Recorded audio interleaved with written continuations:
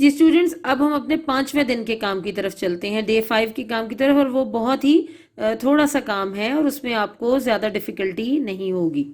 जी students, 5वें दिन आपने अपनी ये किताब English grammar and composition for 9th-10th class, इसको आपने निकालना है। और इसमें जो कंटिन्यूस टेंसेस की ट्रांसलेशन एक्सरसाइजेज हैं, सबसे पहले हम वो करेंगे प्रेजेंट कंटिन्यूस टेंस की। तो मैं आपको पेज नंबर बताती हूँ, आप निकालिए।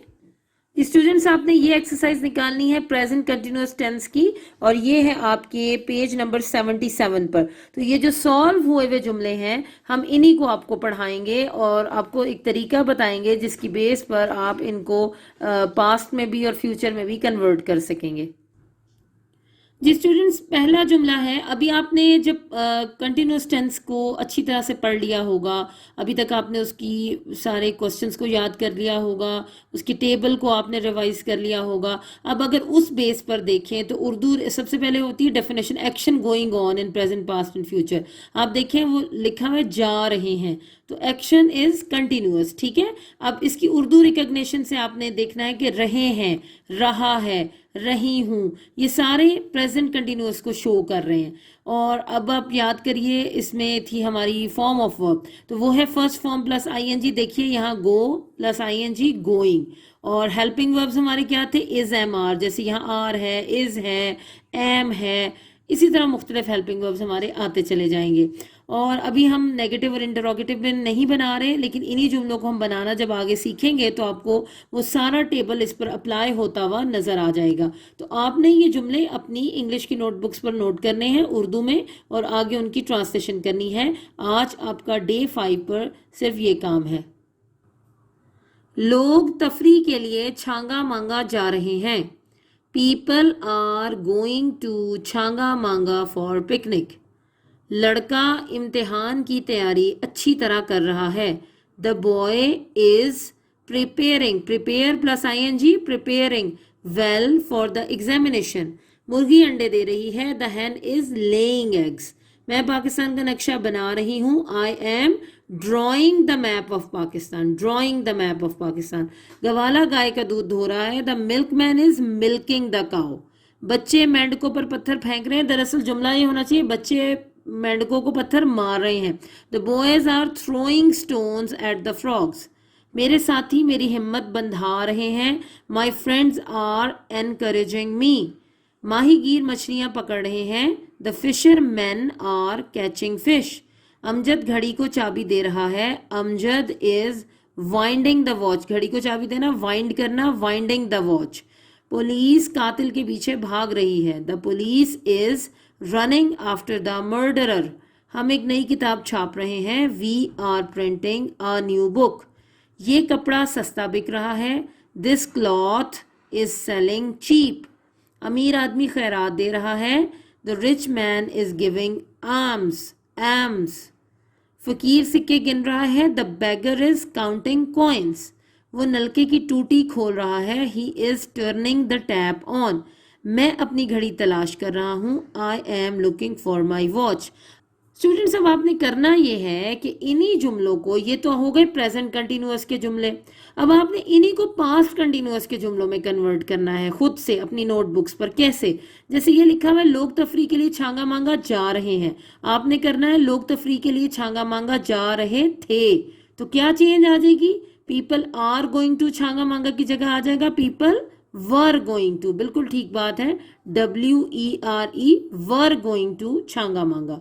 अच्छा, लड़का इम्तिहान की तैयारी अच्छी तरह कर रहा है। अगर हम कर रहे हैं, कर रहा था, तो the boy was preparing well, ठीक है। इसी तरह अगर आप इनको फ्यूचर में भी साथ साथ करते जाएं, लोग तफरी के लिए छांगा मांगा जा रहे होंगे। पीपल विल बी, फ्यूचर के लिए क्या आ जाएगा? Will be going to Changa Manga. आप गौर कीजिए कि सिर्फ आपने यहाँ पर चेंज जो करना होगा वो ये हेल्पिंग वर्ब्स करने होंगे। प्रेजेंट, ये सारी एक्सरसाइज प्रेजेंट कंटिन्यूअस की है। इसमें आपने प्रेजेंट कंटिन्यूअस के तो यहाँ से देख कर सॉल्व कर देने हैं। पास्ट कंटिन्यूअस के आपने खुद बना रहे हैं। जा रहे थे, कर रहा था, दे रही थी, बना रही थी, धो रहा था, फेंक रहे थे, मेरी हिम्मत बंधा रहे थे, मछलियां पकड़ रहे हैं थे, मछलियां पकड़ रहे थे, चाबी दे रहा था, भाग रही थी, छाप रहे थे, सस्ता बिक रहा था, खैरात दे रहा था, गिन रहा था, खोल रहा था, तलाश कर रहा था। ये तो हो गए पास्ट कंटिन्यूअस के। फ्यूचर कंटिन्यूअस में आप बाकी सारा जुमला यही लिखकर क्या चेंज कर रहे होंगे, जा रहे होंगे, कर रहा होगा, दे रही होगी, बना रही होंगी। मैं बना रही होंगी होगा ना, जैसे ये लिखा है मैं पाकिस्तान का नक्शा बना रही हूँ, तो आगे आप गी लगा देंगे तो बन जाएगा बना रही होंगी। आई शैल बी, यहाँ क्या चेंज आ जाएगी, I shall be drawing the map of Pakistan. अच्छा, धो रहा होगा, फेंक रहे होंगे, बंधा रहे होंगे, पकड़ रहे होंगे, दे रहा होगा, भाग रही होगी, पुलिस कातिल के पीछे भाग रही होगी, हम एक नई किताब छाप रहे होंगे, ये कपड़ा सस्ता बिक रहा होगा, अमीर आदमी खैरात दे रहा होगा, फकीर सिक्के गिन रहा होगा, वो नलकी की टूटी खोल रहा होगा, मैं अपनी घड़ी तलाश कर रहा हूँगा। जब आप ऐसे कर लेंगे तो आपके पास ये 16 और फिर 16 और फिर 16, ये 3 तरह की आपकी एक्सरसाइजेस बन जाएंगी। एक बन जाएगी प्रेजेंट कंटिन्यूअस टेंस की, एक आप यही एक्सरसाइज कन्वर्ट करेंगे पास्ट कंटिन्यूअस में थे या था लगा के, और एक आप बना लेंगे तीसरी एक्सरसाइज फ्यूचर कंटिन्यूअस की, रहे होंगे या रहा होगा लगाकर। और आपने टेबल पढ़ा है, आपके पास मौजूद है, आपने पूरा कंटिन्यूअस टेंस पढ़ लिया है। आपने अगर देखे, मैं मिसाल दे देती हूँ एक दफ़ा फिर, people are going to Changa Manga for picnic, आप इसको कहेंगे वो जा रहे थे, तो आप कहेंगे people were going to Changa Manga for picnic. और अगर आप इसको फ्यूचर में कन्वर्ट करेंगे, लोग तफरी के लिए छांगा मांगा जा रहे होंगे, तो क्या बन जाएगा, people will be going to Changa Manga. यानी सिर्फ आपने हेल्पिंग वर्ब्स को चेंज करना होगा। द बॉय इज की जगह पास्ट में आ जाएगा द बॉय वॉज, और फ्यूचर में आ जाएगा the boy will be. The hen is laying की जगह आ जाएगा द हैन वॉज लेइंग, और फ्यूचर में आ जाएगा द हैन विल बी। इसी तरह आप देखिए प्रेजेंट में है आई एम ड्राइंग, तो आप जब इसको पास्ट में कन्वर्ट करेंगे, बना रही थी, तो आप कहेंगे आई वॉज ड्राइंग। और जब आप फ्यूचर में कन्वर्ट करेंगे तो वो हो जाएगा I shall be. The milkman is milking है, द मिल्कमैन वॉज मिल्किंग हो जाएगा पास्ट में, और फ्यूचर में हो जाएगा the milkman will be milking. बाकी सारा जुमला तो ऐसे ही रहेगा। The boys are throwing stone है, पास्ट में हो जाएगा the boys were throwing stones, future में हो जाएगा the boys will be throwing stone. My friends are encouraging me, past में वर इनकरेजिंग मी, और फ्यूचर में will be encouraging. Fishermen are catching fish, the fishermen are catching fish, इसको past में convert करेंगे तो हो जाएगा the fishermen were catching fish, और फ्यूचर में हो जाएगा the fishermen will be catching fish. Amjad is winding the watch, past में हो जाएगा Amjad was winding the watch, future में हो जाएगा Amjad will be winding the watch. The police is running after the murderer, past में हो जाएगा the police was running after, और फ्यूचर में हो जाएगा the police will be running after. बाकी तो सारा जुमला वैसे ही रहेगा। We are printing a new book change हो जाएगा we were printing a new book, और जब फ्यूचर में करेंगे तो कहेंगे वी शैल बी। आपको मैंने बताया था ना आई और वी के साथ सिर्फ शैल आता है, तो आप यहाँ लिख देंगे we shall be printing a new book. This cloth is selling cheap, past में हो जाएगा this cloth was selling cheap, और फ्यूचर में हो जाएगा this cloth will be selling cheap. The rich man is giving alms, past में हो जाएगा the rich man was giving alms, और फ्यूचर में हो जाएगा the rich man will be giving AIIMS.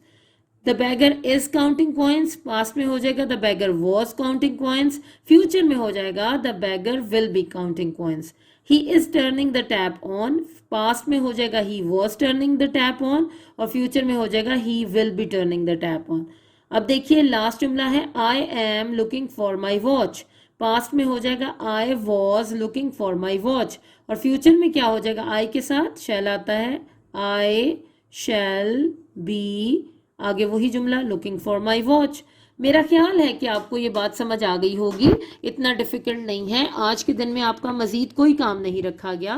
Day 5 पर आपने इसी ट्रांसलेशन एक्सरसाइज को 3 तरीके से अपनी इंग्लिश की नोटबुक्स पे नोट करना है। प्रेजेंट कंटिन्यूअस के जुमले ये दिए हुए हैं, आपने इनको पास्ट कंटिन्यूअस में उर्दू में भी कन्वर्ट करना है, फिर उनकी इंग्लिश में ट्रांसलेशन करनी है जैसे मैंने आपको समझाया है, और इसी तरह आपने इनको फ्यूचर कंटिन्यूअस में चेंज करना है उर्दू में भी, और इनकी ट्रांसलेशन करनी है इंग्लिश में भी। आज के दिन का आपका यही काम है। बेटा अब डे 5 का काम हम शुरू करेंगे। डे 4 हमारा कंप्लीट हो गया, अब डे 5 करेंगे। अब डे 5 की तरफ चलते हैं बेटा। डे 5 में हमारा question number 3 find the multiplicative inverse if it exist of each. अब यहां पे वो कहता है कि इस मैट्रिक्स का मल्टीप्लिकेटिव इनवर्स निकालें।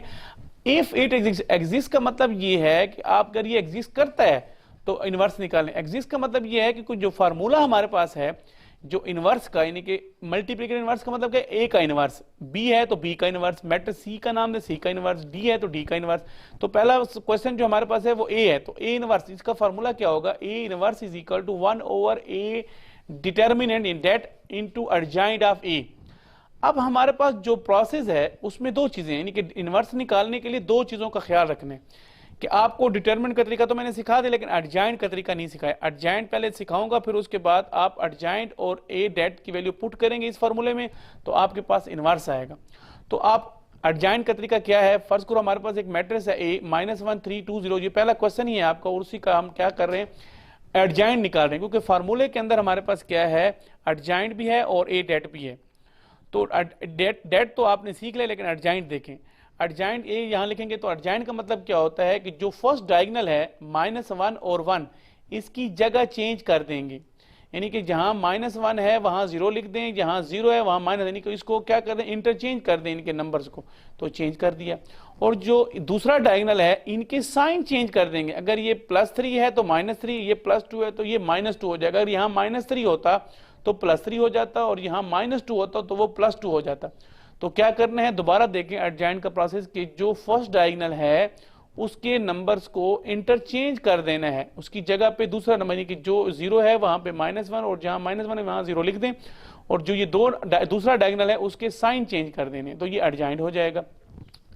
अच्छा, यहाँ पे उसने जब क्वेश्चन शुरू किया तो वहां बताया था इफ इट एग्जिस्ट, इसका मतलब ये है कि अगर डिटरमिनेंट निकालें, अगर डिटरमिनेंट 0 आ जाता है, इसका डिटरमिनेंट निकालें 0 आ जाता है तो ए इनवर्स इज नॉट एग्जिस्ट, तो वो आगे इनवर्स निकलता ही नहीं है। क्यों, जब डिटरमिनेंट 0 आ जाए तो 1/0 जो है वो अनडिफाइंड है, तो वो दूसरे नंबर को मालूम करने की जरूरत नहीं है एडजॉइंट को। तो डेट अगर आपके पास 0 आ जाए तो आगे वो सवाल हल नहीं होगा। अगर डेट जो है वो 0 के अलावा रहे, यानी कि नॉन सिंगुलर है, तो आगे प्रोसेस उसका जो है वो हल करेंगे हम। तो ये बहुत आसान हो जाता है कि पहले आपको अगर किसी का इनवर्स मालूम करना हो मैट्रिक्स का, आप उसका डिटरमिनेंट निकालें, अगर डिटरमिनेंट 0 आ जाए तो वो एग्जिस्ट नहीं करेगा, आगे सवाल हल नहीं होगा। अगर वो 0 ना हो, यानी कि 0 के अलावा कोई नंबर हो, तो वो एग्जिस्ट करेगा। तो यहाँ पे एक कंडीशन है, A det is equal to 0, A inverse is not exist. अगर A det not equal to 0 तो ए इनवर्स इज एग्जिस्ट, यानी कि वो एग्जिस्ट करेगा। तो इसका जो फर्स्ट पार्ट है वो हम हल करते हैं। फर्स्ट पार्ट में जो दिया गया है ए -1 3 2 एंड 0, अब हम क्या करें, ये मैट्रिक्स हमारे पास है, हमारे पास जो फार्मूला है A inverse is equal to 1 over A det adjoint of A, तो हमारे पास क्या चाहिए, हमें डेट भी चाहिए एडजॉइंट भी चाहिए। तो हम पहले डेट निकाल लेते हैं, अब इसका डेट निकालते हैं। The multiplicative inverse of matrix A is calculated as, यानी कि ए इनवर्स का फार्मूला मैंने पहले बताया था, adjoint of A over A det या 1 over A det adjoint of A, बिल्कुल वही चीज है। अब एडजॉइंट ए का तरीका बताया था कि आपने क्या करना है, इनकी जगह चेंज कर दी हमने और इसके साइन चेंज कर दिए। आप उसका डेट निकाल दें, det A det is equal to -1 3 2 and 0। तो डेट का तरीका क्या होता है, फर्स्ट डायगोनल को मल्टीप्लाई करें, -1 इंटू 0 माइनस फार्मूले का 2 मल्टीप्लाई बाय 3, तो 6 हो जाएगा। तो -1 इंटू 0 0 0 -6, तो -6 आ जाएगा, यानी कि नॉट इक्वल टू 0 है। तो ये हमारे पास क्या हो जाएगा, इसका ए डेट इज इक्वल टू यहाँ पे आ जाएगा -6। अब ये नॉट इक्वल टू 0 है तो आगे जो है वो एग्जिस्ट यानी कि होगा, यानी कि since that it is a non singular matrix, since it is a non singular matrix therefore solution is possible. अगर ये यहाँ 0 होता तो पॉसिबल ना होता, लेकिन ये 0 नहीं है तो ये पॉसिबल है। अब यहाँ पे जो है वो जो प्रोसेस किया हुआ है, अब मैंने इसको थोड़ा सा डिफाइन कर दिया है, आप जरा इसको देखें। A inverse is equal to 1 over A det adjoint of A, आपने डेट की वैल्यू भी निकाल दी, एडजॉइंट की भी निकाल दी, दोनों की वैल्यू यहाँ पुट कर दें। तो 1 ओवर ए डेट क्या हो गया, -6, एडजॉइंट ऑफ ए की वैल्यू पुट कर दी।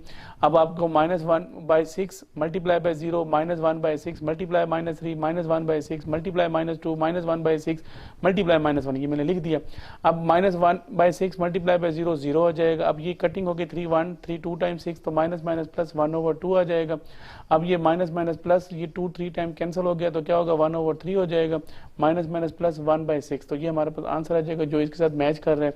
तो ये ए इनवर्स का हमारे पास जो है वो आंसर आ जाएगा, यानी कि ये जो हमने मैट्रिक्स का इनवर्स निकाला है अब इसके जो भी 4 पार्ट हमारे पास थे तो मैंने फर्स्ट पार्ट करा दिया, तो बाकी जो 3 पार्ट हैं वो आपने खुद हल करने हैं। बहुत ही आसान है।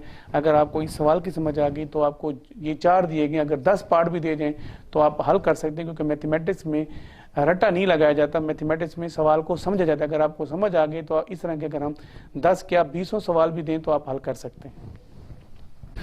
जी स्टूडेंट, अब हम डे 5 यानी थर्सडे 7 मई का काम शुरू करते हैं।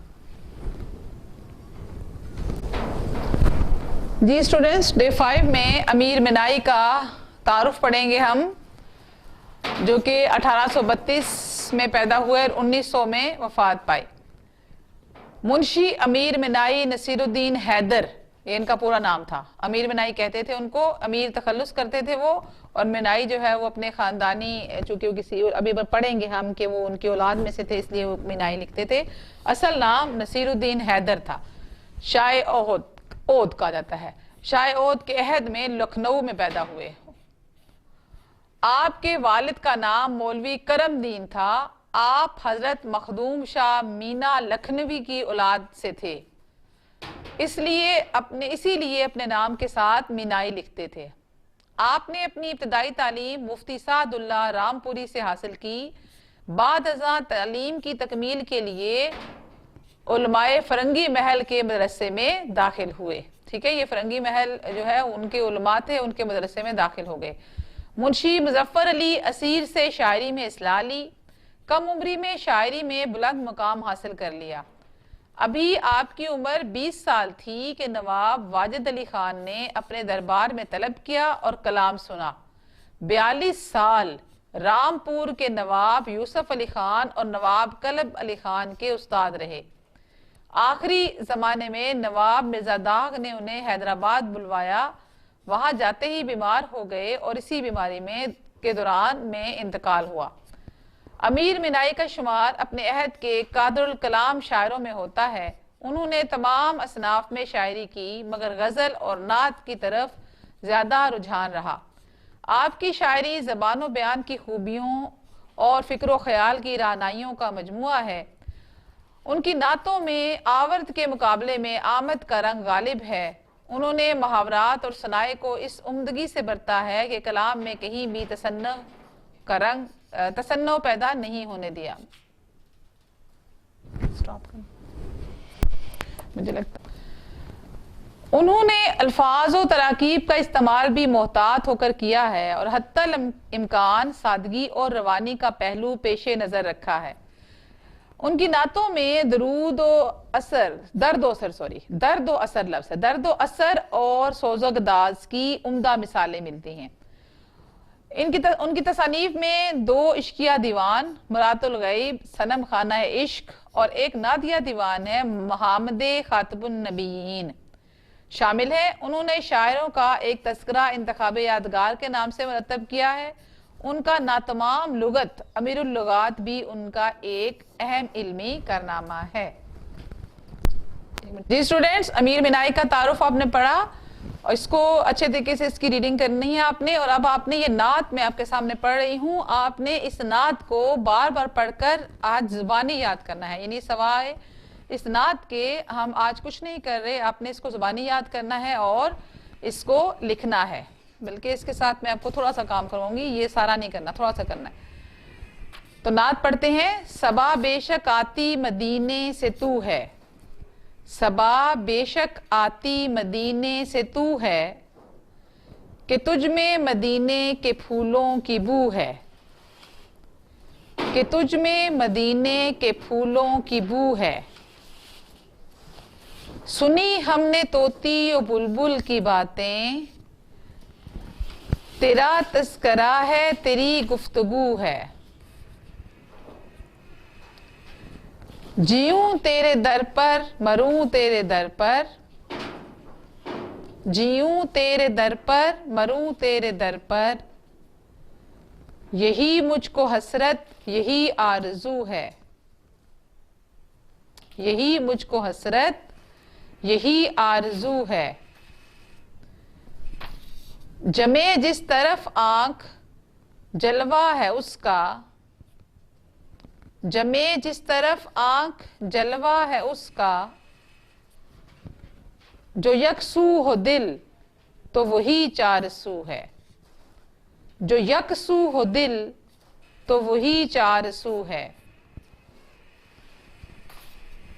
तेरी राह में खाक हो जाऊं मरकर,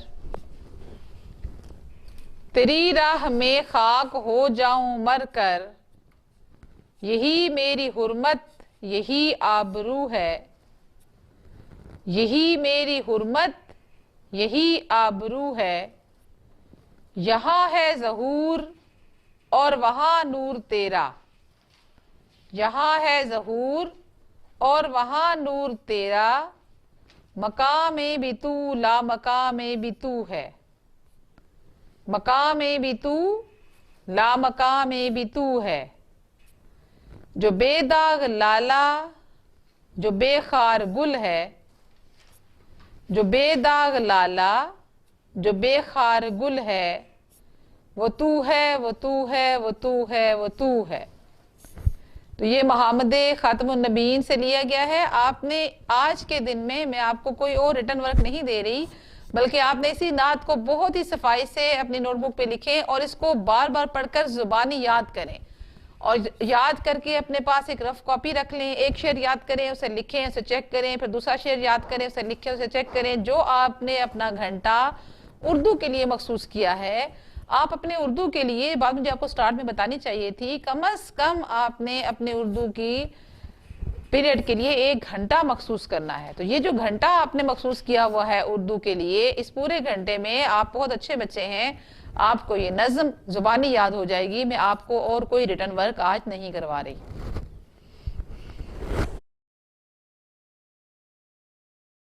Yes students, now day 5 of your chemistry class. आप पढ़ रहे हैं चैप्टर 1 फंडामेंटल्स ऑफ केमिस्ट्री। जी तो स्टूडेंट्स, केमिस्ट्री एटम्स, मॉलिक्यूल्स और कंपाउंड्स की दुनिया का नाम है, और जब आप इसको पढ़ें तो सब चीज़ें भूल कर इस दुनिया में डूब जाया करें।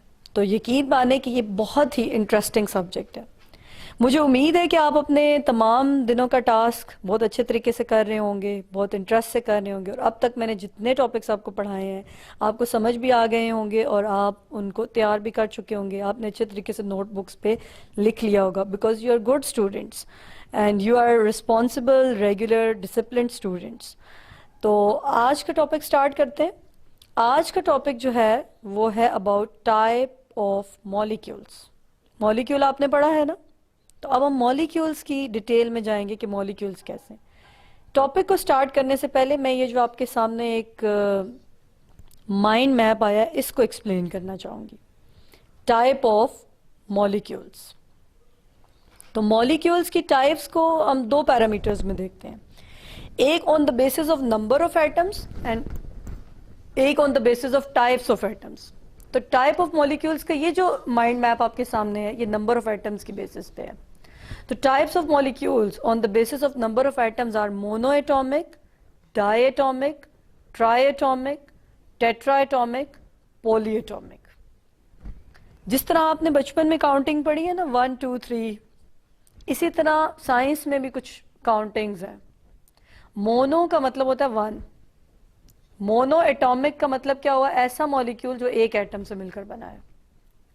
देख रहे हैं आप, यहां पे आपके पास बबल्स में एटम लिखा हुआ है HE and NE, helium and neon.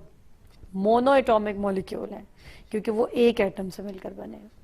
Next di atomic, di mean 2, तो ऐसा मॉलिक्यूल जो 2 एटम से मिलकर बना हो उसे क्या कहेंगे, डाई एटॉमिक।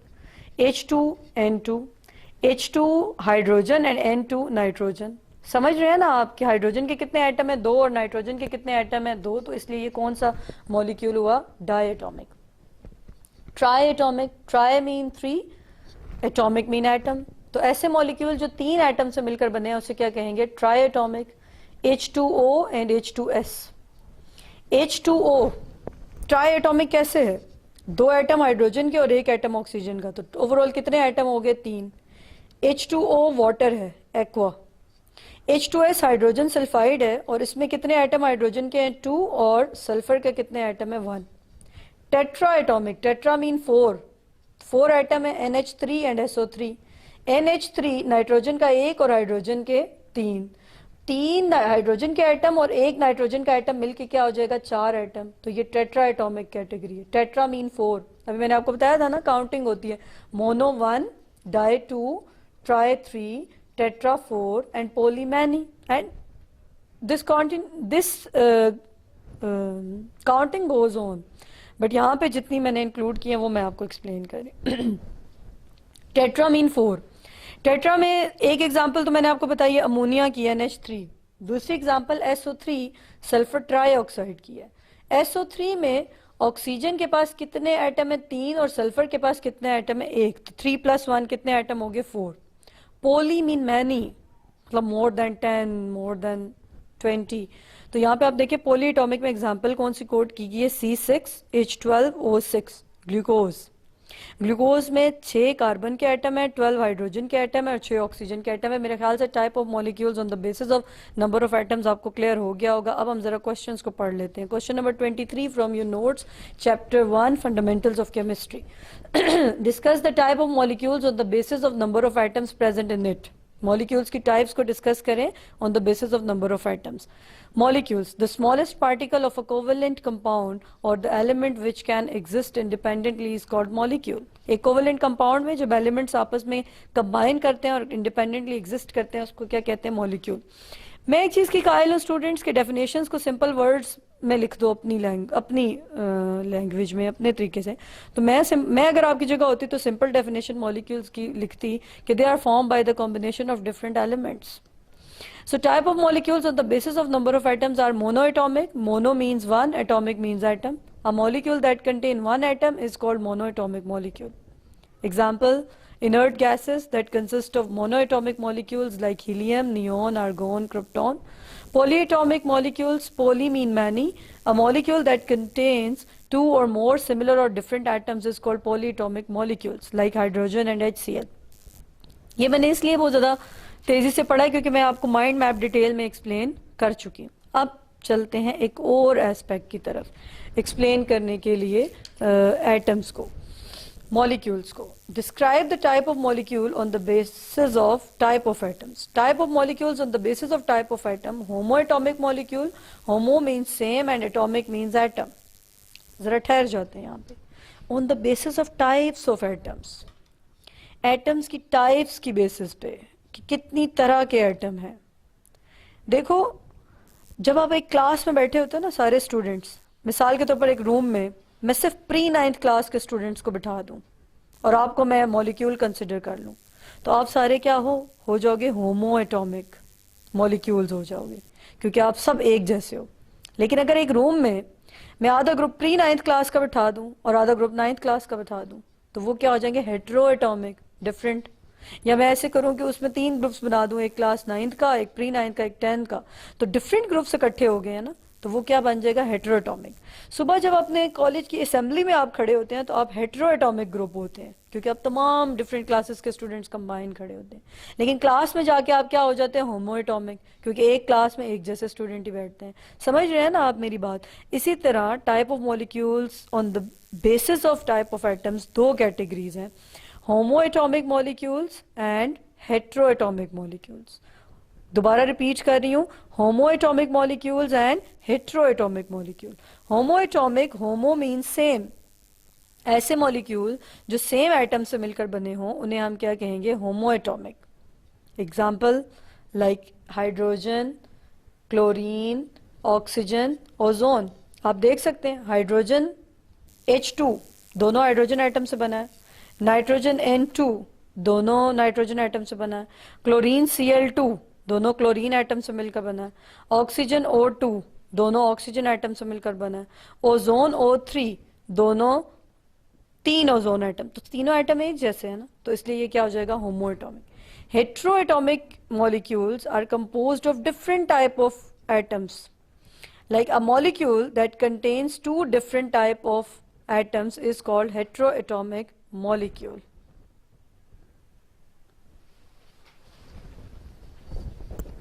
हेट्रोएटॉमिक मॉलिक्यूल की एग्जांपल्स आपके सामने हैं, H2O वाटर, ये हेटेरोटॉमिक क्यों है? क्योंकि ये दो डिफरेंट टाइप के एटम से मिलकर बना है, hydrogen and oxygen. HCl hydrochloric acid, NH3 ammonia and H2SO4 sulphuric acid. अब यहाँ एक तो आप इनका एनालिसिस कर रहे हैं, दूसरा आपको ये फॉर्मूलाज याद हो जाने चाहिए, and formulas are the language of chemistry, तो ये ऑटोमेटिकली आपको साथ साथ याद होते जाएंगे। अब यहाँ पे एक टॉपिक हमारा खत्म होता Atoms and molecules. This is an ant hill. The ants are busy building it. It takes many small grains of sand to make an ant hill. If you take a closer look at the grain of sand under a scanning tunneling microscope, you can see that even the small grain of sand consists of millions of particles which are minuscule in nature. These particles are called atoms. Atoms are the building blocks of all material. Atoms are made up of three types of particles called protons, neutrons and electrons. An atom has a central nucleus with protons and neutrons in it. Protons are positively charged and neutrons have no charge, so the nucleus is positively charged. Protons and neutrons are collectively called nucleons. Electrons are negatively charged and are located around the nucleus. An atom has the same number of negatively charged electrons as it has positively charged protons in the nucleus. Therefore, atoms are electrically neutral. Electrons are distributed in a definite path around the nucleus and are called shells or orbits. This concept was introduced by Niels Bohr. According to Bohr, different electrons revolve around the nucleus in their own different orbits. The atom has been compared to the solar system. In an atom, the nucleus is the sun and the electrons are the planets. Just like planets in the solar system, each electron revolves around the nucleus in its own different orbit. Molecule is in general a group of two or more atoms that is chemically bonded together. Atoms combine chemically by external forces such as heat and light. This leads to the formation of molecules. During the formation of a molecule, atoms lose their valence electrons or gain electrons from other atoms. For instance, if two pieces of wax are to be joined, they are heated. After heating, the two pieces are pressed together to form a single structure. Here, heat is the chemical factor which is responsible for joining the molecules of wax pieces. There are two main types of bonds, covalent and ionic. If a molecule is made up of atoms of the same element, it is called a homoatomic molecule. If the molecule is made up of atoms of different elements, it is called a heteroatomic molecule.